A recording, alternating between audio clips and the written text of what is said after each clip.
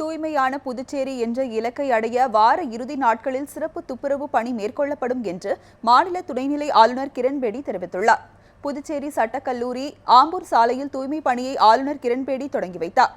இதில் ஆளுநரின் செயலர் தேவநீதிதாஸ், காவல்துறை தலைவர் பிரவீர் ரஞ்சன் மற்றும் அரசு அதிகாரிகள் பலர் பங்கேற்றனர்.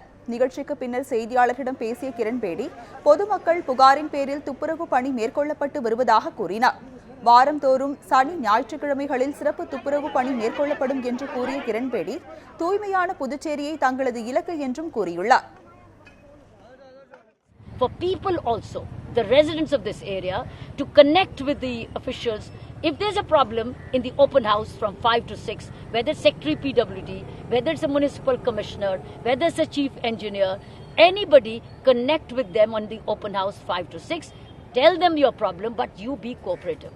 Our goal is cleanest Puducherry.